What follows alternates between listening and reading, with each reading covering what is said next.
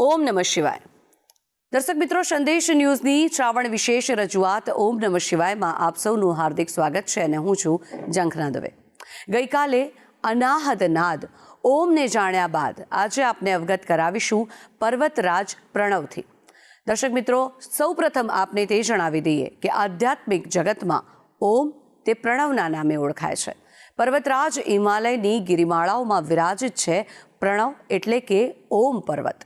આ ઓમ પર્વત પર શિવ તત્વની અદ્ભુત અનુભૂતિ થાય છે, કારણ કે આ પર્વત પર આપમેળે જ બરફથી આચ્છાદિત ઓમ બને છે, જેથી હિમાલયની ગિરિમાળાઓમાં વિરાજિત આ પર્વત પ્રણવ પર્વત કે પછી ઓમ પર્વત તરીકે ઓળખાય છે, જે શિવજીની હયાતીની અનુભૂતિ કરાવે છે. તો દેવાદિદેવ શિવને પ્રિય શિવ ભક્તિસભર શ્રાવણ મહિનો હાલ ચાલી રહ્યો છે, ત્યારે સમગ્ર વિશ્વના શિવભક્તો શિવભક્તિમાં તરબતર છે. આજે આપને ઓમ પર્વત પર શબ્દ વિહાર કરીને ઓમનું જીવન મહાત્મય જાણીએ. પર્વતરાજ હિમાલય એ શિવજીના સાક્ષાત્કારની પરમ પવિત્ર ભૂમિ છે.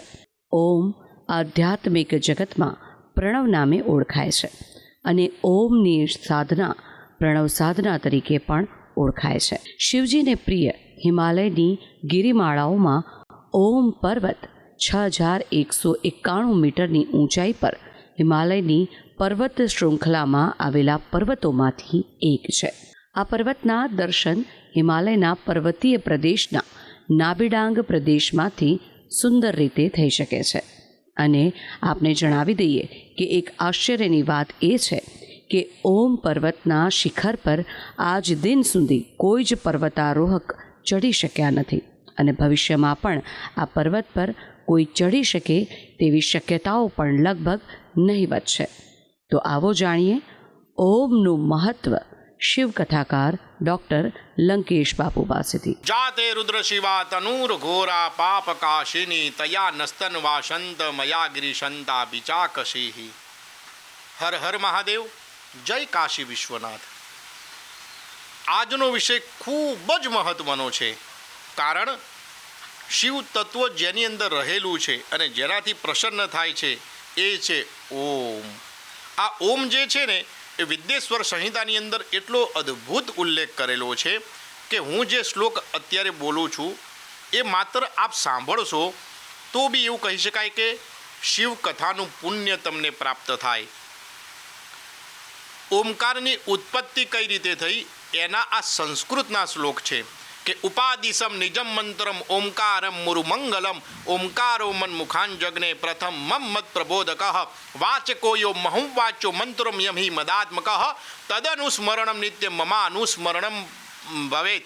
અકાર ઉત્તરાપૂર્વ મુકાર પશ્ચિમાનનાથ મકારો દક્ષિણ મુખાદ વિદુર પ્રાંગ મુખ તસ્તથા નાદો મધ્ય મુખાદેવમ પંચદાસું વિજૃંભિત એકીભૂત પુનઃસ્તદ્વદ્દો મિત્યેકાક્ષરો ભવત નામરૂપાત્મકમ સર્વં વેદભૂત કુલદ્વયમ વ્યાપ્તમેતેન મંત્રેણ શિવ શક્તિયોશ્ચ બોધક અસ્માન પંચાક્ષરં જગ્ને બોધકમ શકલસ્ય તત અકારાદિક્રમેણૈવ નકારાદિ યથાક્રમમ અસ્માત પંચાક્ષરં જાત માતૃકા પંચભેદતઃ તસ્માદ દીભિર્ચતુર્વક્ત્રા ત્રિપદ ગાયત્રી વેદહિ વેદઃ સર્વે તતો જગ્ને તતો વૈ મંત્રકોટયઃ તત્તર મંત્રેણ તત્સિદ્ધિ સર્વસિદ્ધિરીપો ભવેત અનેન મંત્રકંદેન ભોગો મોક્ષ્યશ્ચ સિદ્ધ્યતિ સકલાન મંત્ર રાજાનઃ સાક્ષાત ભોગઃ પ્રદાહ શુભાહ.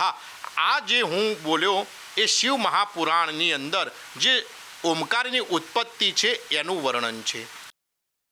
તો દર્શક મિત્રો, આવો જાણીએ કે આ પર્વતનું નામ ઓમ પર્વત પડ્યું કેવી રીતે. આ ઓમ પર્વતનો અલૌકિક અને આધ્યાત્મિક ઇતિહાસ પણ જીવંત છે.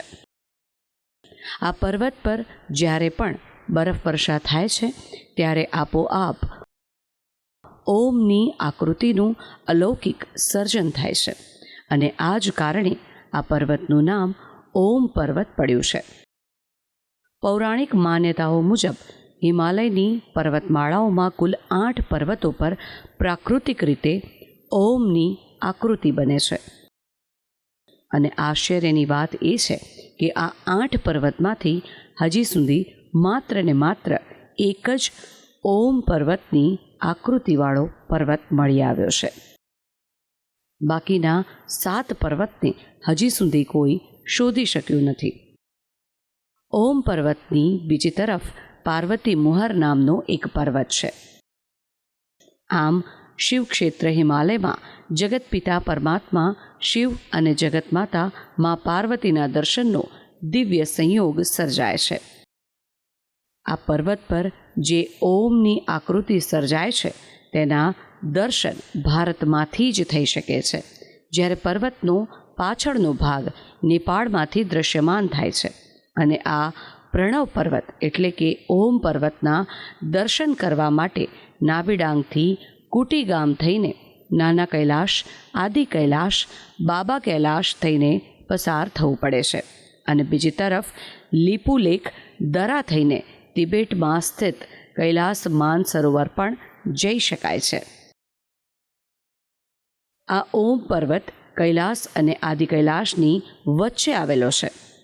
આ પરમ પવિત્ર પર્વત નેપાળ અને તિબેટના સીમા ક્ષેત્ર પાસે આવેલો છે અને તેના દર્શન કરવાથી જ પરમ પવિત્રતા અને પ્રસન્નતાની અનુભૂતિ થાય છે. જો કે અહીં આવવાવાળા યાત્રિકોને માતા અન્નપૂર્ણાના વિશાળ શિખરના પણ દર્શન થાય છે. શિવજીએ સ્વયં એવું કહેલું છે કે જે વ્યક્તિ માત્ર ઓમકારનો જાપ કરે ને એ મારું સ્મરણ કરે છે.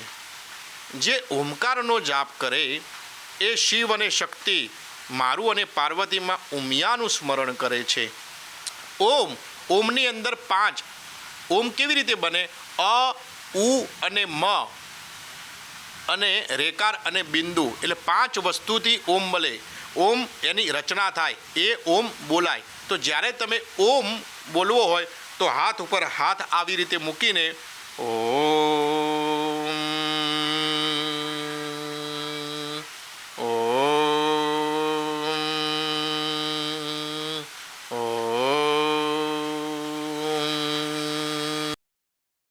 ઓમની સાધના પ્રણવ સાધના તરીકે પણ ઓળખાય છે. આ સાધના કરનારા સાધકોએ ઓમના અનેક ચમત્કારો અનુભવ્યા છે. ભારતીય સનાતન સંસ્કૃતિના આપણે કોઈ પણ શ્લોકનો અભ્યાસ કરીએ તો બધા જ શ્લોક અને મંત્રો પહેલાં ઓમનું ઉચ્ચારણ અવશ્ય કરવામાં આવે છે.